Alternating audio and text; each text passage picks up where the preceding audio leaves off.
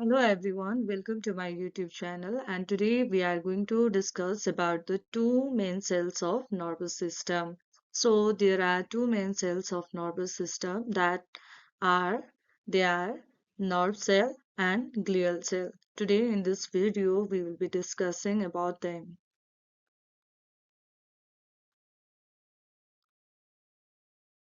So the nervous system is primarily composed of cells, neuron and glial cell. As you can see even in the figure that this is the nerve cell with the structure and you can see here glial cell.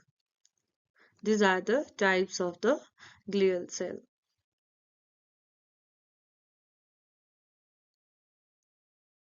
Neurons. What are the neurons?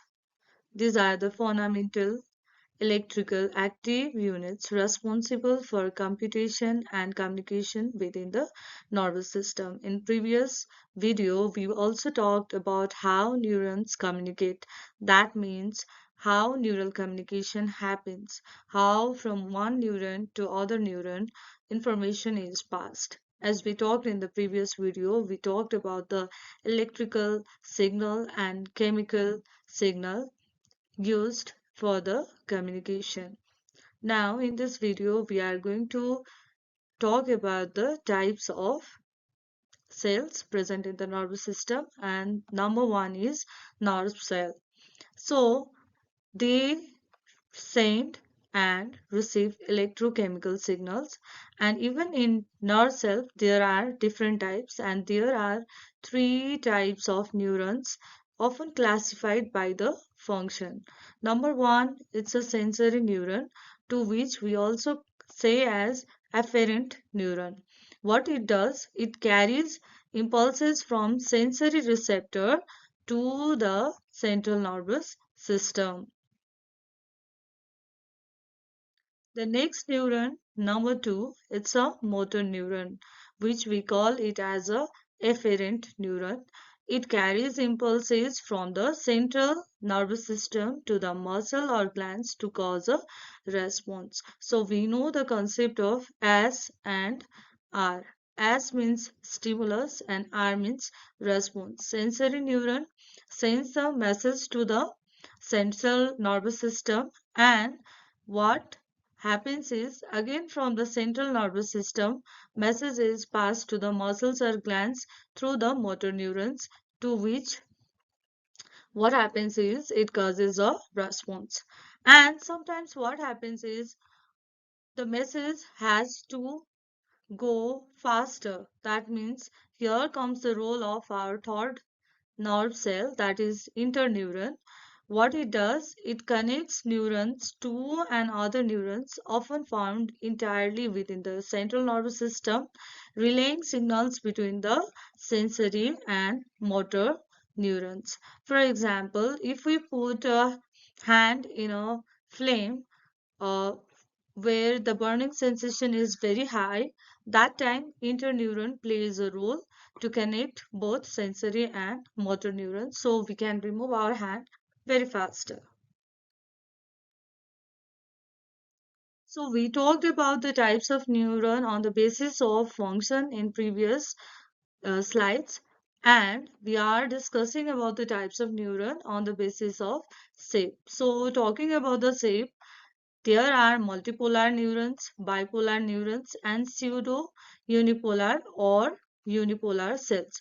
What is multipolar neurons? Multipolar neurons means they have one axon and multiple dendrites. Example, motor neurons, as you can see here in the figure as well, it's a structure. Motor neurons, usually it's in central nervous system. Bipolar neurons have one axon and one dendrite only, extending opposite sides of the cell body.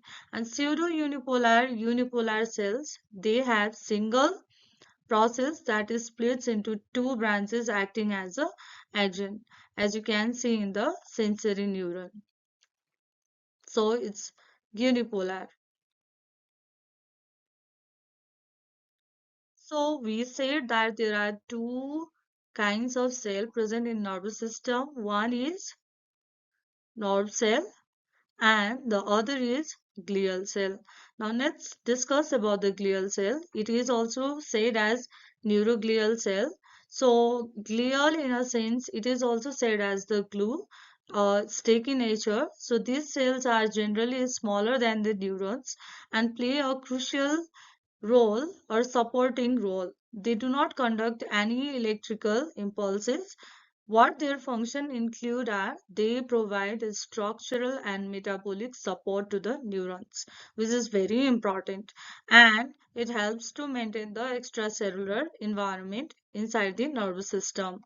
It helps to insulate axons, forming the myelin sheath. It also protects against pathogens, which helps in immune surveillance. And the last one is it forms the lining that produces cerebrospinal fluid. Talking about the types of neuroglia or glial cell, in nervous system there are four different kinds of neuroglial, and in peripheral nervous system there are two kinds of neuroglial. So total there are the six